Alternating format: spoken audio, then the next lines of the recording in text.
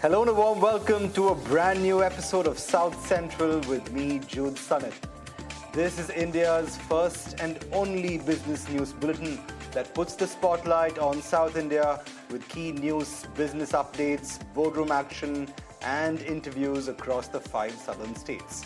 Before we slip right into everything making news today, let's take a look at the headlines we're tracking at this hour.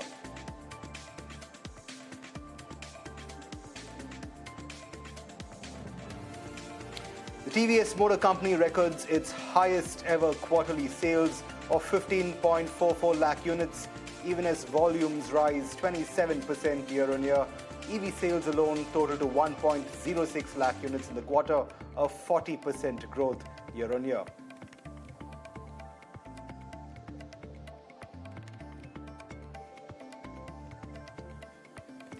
Controversy breaks out in the Karnataka Excise Department as the state's Wine Merchants Association accuses the government of a 6,000 crore rupees scam over issuing liquor licenses, even alleging involvement of Excise Minister R.B. Dimapur.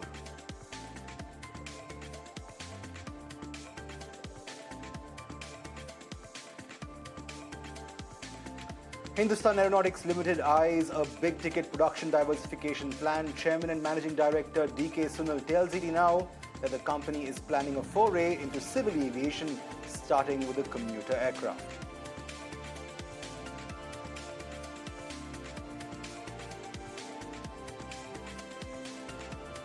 The upcoming union budget should pave the way for a central GCC policy to bring centre and state on the same page when it comes to global capability centre investments, says GCC enablement platform Bharatiya Converge in a South Central exclusive.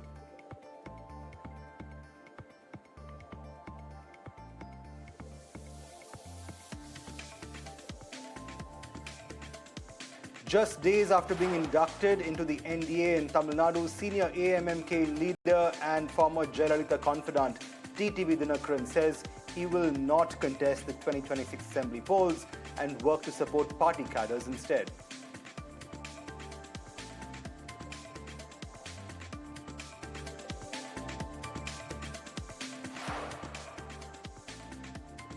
Well, on the top of the bulletin today, tragic news emerged this morning that a private jet carrying Maharashtra Deputy Chief Minister Ajit Pawar and 4 others crashed in Baramati, killing all 5 on board, including a crew of 2. The Deputy Chief Minister was on his way to the town to participate in a series of political rallies when the mishap is reported to have taken place. The 66-year-old strongman with roots in the NCP is survived by his wife Sunetra and his 2 sons. Pawar's death has sent shockwaves across the country and has hit home within the Pawar clan. Pawar, remember, served as Deputy Chief Minister for 6 terms and served under multiple recent Chief Ministers of Maharashtra, including Prithviraj Chavan, Devendra Fadnavis, Uddhav Thackeray and Eknath Shinde. Over the course of the day, heartbreaking visuals of his uncle Sharad Pawar and cousin Supriya Sule have played out, even as grief-stricken cadres of the NCP assembled at the Baramati hospital where the Deputy Chief Minister was first taken after the crash. Prime Minister Narendra Modi and Maharashtra Chief Minister Devendra Fadnavis have expressed shock and grief on the demise of Ajit Pawar. Down south, the Kerala Assembly observed a minute of silence as a tribute to the Maharashtra Deputy Chief Minister, while Tamil Nadu Chief Minister M.K. Stalin, in a post on X, said he was deeply pained at the death of Ajit Pawar. In fact, Stalin said, and I quote, "The scale of the tragedy is difficult to absorb. I express my sincere condolences to Sharad Pawar, Supriya Sule, and the families of all those who lost their lives in this terrible accident." End quote.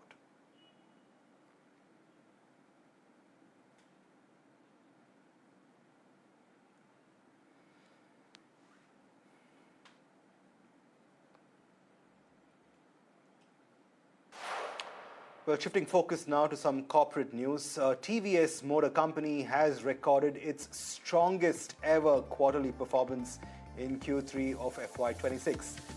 In fact, the company has reported record sales volumes, revenue, and profitability as solid domestic demand, strong overseas growth, and accelerating EV adoption has powered the company's performance.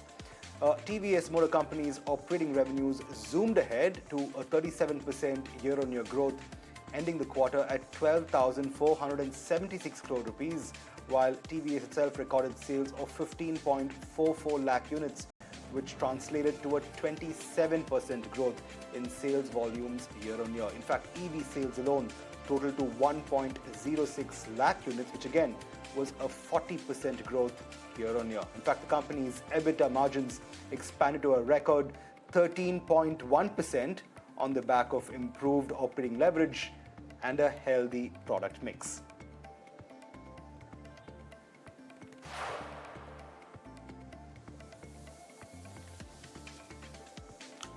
Well, good days there then for TVS on the earnings front, but staying with news from the automobile space, the Renault Duster is back. The French automobile major's compact SUV mainstay is all set to make a comeback to India's roads as Renault relaunched the iconic Duster on Republic Day.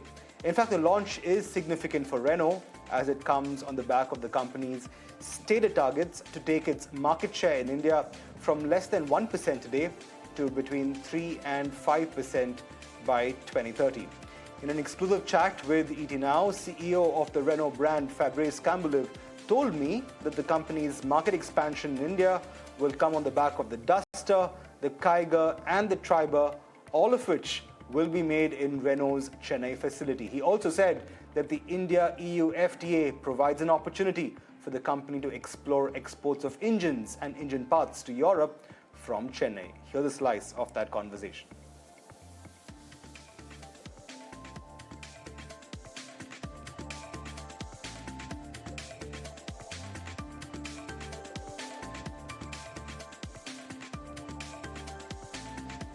Shifting focus to aviation now, Bengaluru-based Hindustan Aeronautics Limited is looking beyond defense. That's the word coming in from the company's chairman and managing director, D.K. Sunil. In an exclusive chat with my colleague Samir Dixit, HAL's CMD said that although 90% of the company's portfolio is in defense, it's now looking to make a foray into civil aviation. It hopes to do this with the SJ100, which is HAL's return to large-scale passenger aircraft production for the first time since the 1960s. Here's more from HAL's product diversification plan in this ET Now exclusive with D.K. Sunil. We are at Wings India 2026, where HAL, Hindustan Aeronautics Limited, is going to come up with the SJ100 and Dhruv NG. They are making the debut of SJ100 and Dhruv NG. What it means for HAL? Joining with me is Mr. D.K. Sunil, who is CMD, Chairman and Managing Director HAL. Sir, and thanks for speaking to us. My first question would be on SJ100 and Dhruv NG. What importance does it make for HAL, and especially when you have very strong presence in the defense sector, now in the civil sector that you are trying to have that sort of hold? Please explain the rationale. Yeah, SJ100 is our foray into the big commuter segment of aircraft. HAL as a strategy has been pursuing that we need to diversify and have a bigger share of civil in our portfolio. Okay. We are almost 97% military. So now that's why over the last few years, we are building up our portfolio of civil aircraft. And we have the Hindustan 228, as you are seeing there, which is certified for civil. We have already delivered 2 of them to Guyana, and we have recently signed a contract for 2 more. Okay. So our presence in South America will increase with that. Okay. The Dhruv NG is right now under DGCA certification. Okay. And we expect our first customer, today we will be signing the contract with Pawan Hans Limited. We'll be delivering 10 helicopters to them, the Dhruv NG. Okay. They will be operating it for ONGC for the offshore platforms, transfer of people and men and material. So that is our second play on the helicopter front. And of course, this is our biggest play in the future, where we will bring a commuter aircraft, we will manufacture it. We have the capability to manufacture these aircraft, and we have tied up with UAC. And we will produce this manufacture, this aircraft under license We will be doing a initial SKD, CKD manufacture, Okay. and later we will be doing the whole manufacture within the country. So we expect in about 3 years, we will be able to roll out the aircraft. Now, talking about the SG100 part, before coming to this one, the aircraft that you are looking to supply to ONGC, the agreement that you are going to sign, 10 such helicopters, any timeline that you have set in? This financial year, all the 10 will be delivered. We are going to, Interesting. the certification is going on. By March, we should be able to complete. This already are built Okay. for this. If you see, this is having Pawan Hans colors. This is already ready. The And livery this is is the ready. second day. And this will be delivered after the certification is done. Okay. So the 10 aircraft will be delivered in this financial year, that is 26-27, Okay. Agle financial year, Okay. 26-27 to Pawan Hans Limited. And when we talk about SJ100 part, what we are also saying that the commercial or the business jet is also on the display part. So what sort of roadmap that you are looking in? See, this is the focus, as we said. If you can see inside, this is the 103-seater civil commuter, Okay. which you can see. It's a very comfortable aircraft, excellent seating, and a very good space on the top. You can see it's a For the very luggage section and all. it's a luggage section. It's a very modern aircraft, and already 190 of them are flying. So it's a very fuel efficient aircraft, a very good range, and it will be an ideal fit for the short commute distance in the India for about 103 passengers. It's got an endurance of 6 hours, can fly 3,500 kilometers. So it will fit very well in between the metros. We would not like to perhaps the Udan Yojana could be one of the ideal position where you want to get. Exactly. Okay. Where this, and the government of India is also very much interested in promoting manufacture of civil aircraft in the country. Absolutely. So we have also been in touch with the Civil Aviation Ministry, and they have assured us that they will help us in terms of assistance in whatever way to see that this is viable and it will become a mainstay in the country. Well, HAL, they're making big moves and big forays from military to civil aviation and telling Samir Dixit they're all about that big shift in its production plan. But moving on to politics now, just days after a big and apparently happy reunion of the NDA in Tamil Nadu, AMMK founder and former Jayalalitha confidant TTV Didakaran has said he will not contest assembly polls in the state. In fact, Dinakaran has said that his objective was to support cadres of the AMMK and help secure at least 3 to 4 ministerial berths for the party should the NDA win the assembly polls in Tamil Nadu in a few months from now. The AMMK, remember, along with the AIADMK, BJP and the PMK recently stitched together the comeback of the NDA in Tamil Nadu just ahead of the assembly elections. In fact, the combine will be taking on the DMK-led government by way of an alliance stitched by the DMK itself with the Congress and a few other regional parties in Tamil Nadu. So despite the NDA coming back in the state, they're just ahead of assembly polls in a few months from now. TTV Dinakaran, one of the fountainheads of that alliance by way of the AMMK, has said he will in fact not contest assembly polls in the state. Meanwhile, from one exclusive to the next, India needs a central, standardized and uniform GCC policy. That's the word coming in from Bengaluru-based GCC enablement platform, Bharatiya Converge. In a South Central exclusive, the CEO of Bharatiya Converge, Monica Pirgal, told me that she hopes that the upcoming union budget will bring with it multiple policy levers for global capability centers, including easing of safe harbor norms for GCCs pan-India. Here's a slice from that conversation. So I'll first of all, thanks for having me on the show. It's a pleasure to be interacting with you. And my most favorite subject, GCC. I'll talk more about Bangalore. Bangalore with the climate, with the kind of cosmopolitan crowd that it attracts, not just with the GCC industry, but overall with the tech services as well, has been a magnet to a lot of talent that keeps coming here and settling in here. And that has accelerated the whole GCC growth as well. English-speaking talent very high professional talent here, becomes the most natural hires for global organizations to hire their leadership here. And with the leadership being here as the pivot, the teams around build around the leadership, right? And that is why you'll see more and more, along with the leadership, the teams starting to build here. Of course, the trend is changing. Apart from Bangalore, we are seeing a lot more South Indian cities doing well as well in the GCC space. And again, my heart is towards India, not specifically to Bangalore. So all growth is good when it comes to GCC, irrespective of the states and the cities. We will see this trend continuing.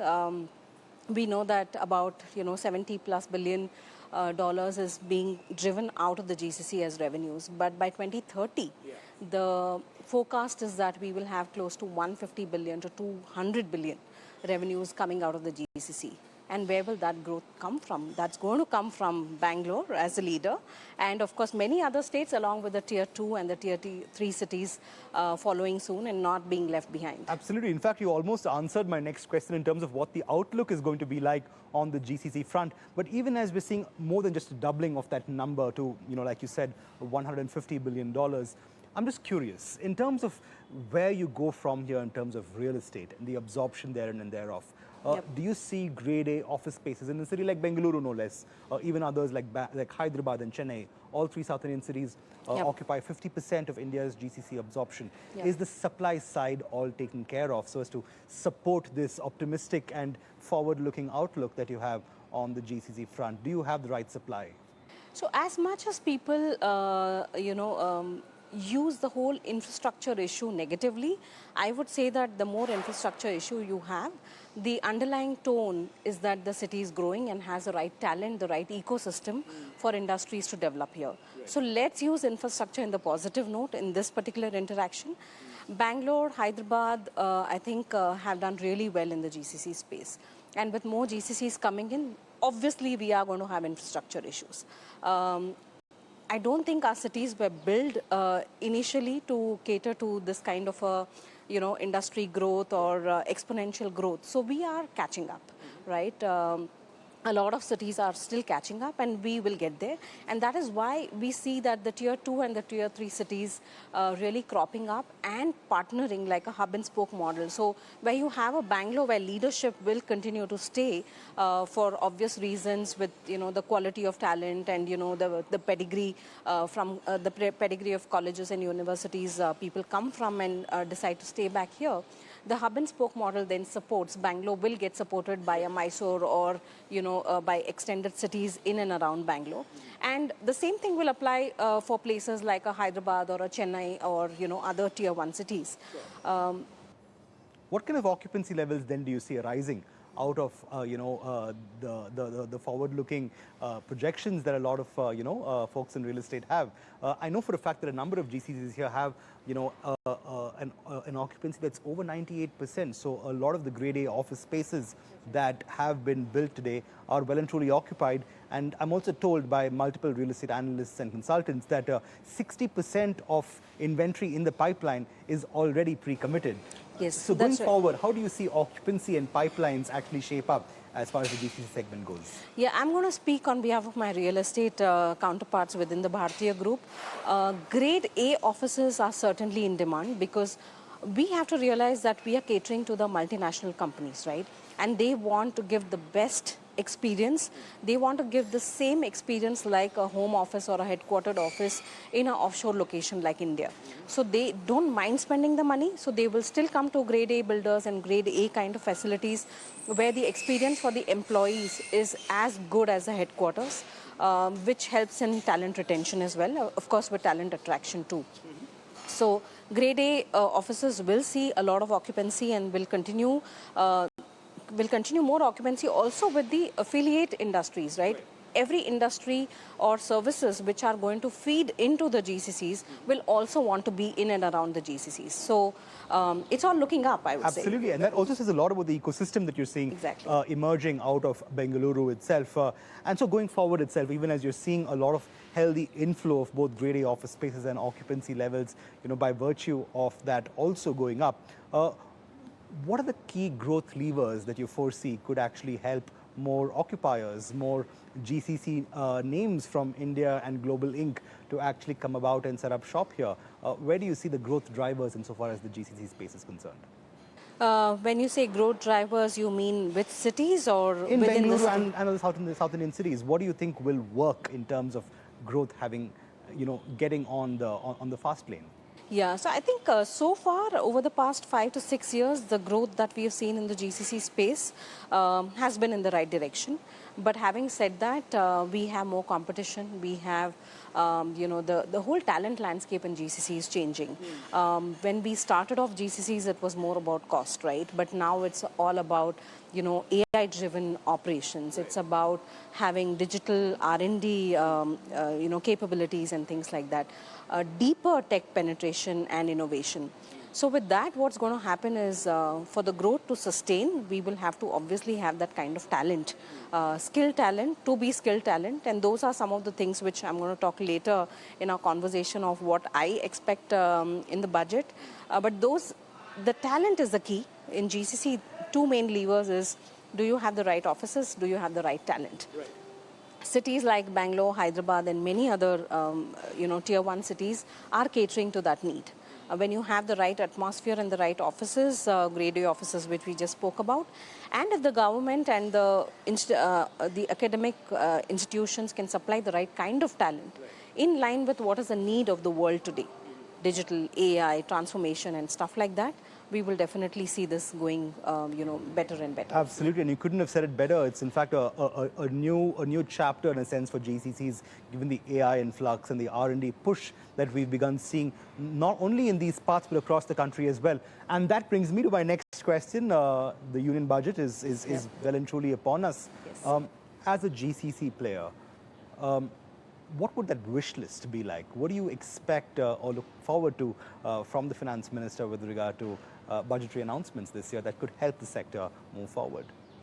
So while we understand that the central budget may not have anything specific for GCC or under a specific GCC budget, a lot of policies and fiscal incentives could probably help or aid the growth of the GCC. Like we said, we already have about 1,800 to 2,000 GCCs right now in India. But by 2030, if we were to grow it to 2,500, we are looking at an influx of about 700 to 1,000 more GCCs to come in. How are we going to do that? We have to do better than what we have done. Now, having said that, we have done better. There's no doubt about it. But what are some of the things that we could do even better to attract these kind of GCCs, to make sure that, from a nation standpoint, we are growing, IPs are growing out of India and being churned out of India. At the same time, we have revenues from the GCC, but also our global counterparts are seeing value coming to India. So from a budget standpoint, I think, I'm going to emphasize a lot on GCC, favorable GCC policies, favorable fiscal incentives, and happy to double click on each one of these. But the underlying thing, which is the talent, right? How can we really churn out the right talent, which is employable and which can value add at the end of the day, both to our country and to the globe in general? I'm actually glad you bring that up. So when you talk about favorable GCC policies and fiscal incentives in a sense, tell me what the sector wants specifically that could take this great growth that you've already experienced and really put it in orbit. What do you think the policy push should be, and where do you think its priorities should lie? So the thing is, there has to be a umbrella GCC policy with the right intention, right? The state governments have been doing great. They have been pushing a lot of incentives to the GCC coming to their state.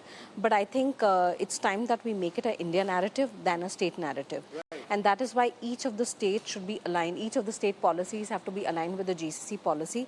Right. To start with a very intentional, thought through GCC national policy of what it entails, and having some of the incentives which are federal in nature, right? Whether you come to a Bangalore or you go to a Vizag or you go to, say Ahmedabad or Jaipur, some of these incentives have to be applicable across from a federal standpoint. So that is going to be point number one. Requires a lot of thinking through. So, people like us will have to come together, work with the government to come up with what does a national GCC policy look like. Right.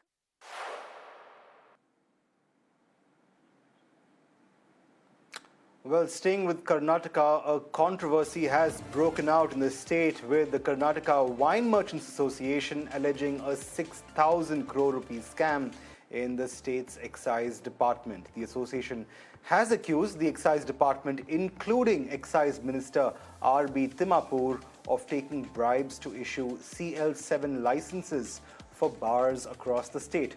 In fact, the association has gone so far as to claim that issuing the licenses came with a bribe of anywhere between 1 crore to 2 crore rupees, depending on the location of the bar in question, even adding that the bribes go all the way to the top, to the excise minister himself. In fact, the association's president also said that complaints have been made to the chief minister in the past, but little action has been taken despite reassurances. The Wine Merchants Association now says it plans to write to Congress President Mallikarjun Kharge and Leader of the Opposition Rahul Gandhi on their grievances. But responding to these accusations, Timapur, at the eye of the storm over these allegations of bribery, has claimed that there was in fact no proof of these allegations and that the alleged scam did not even exist in the first place. The minister added that he would respond to these charges and these accusations on the floor of the House.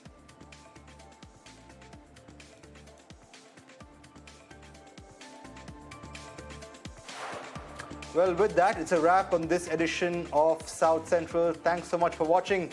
We'll be back tomorrow with more news and updates from South India. For the moment, it's goodbye from us.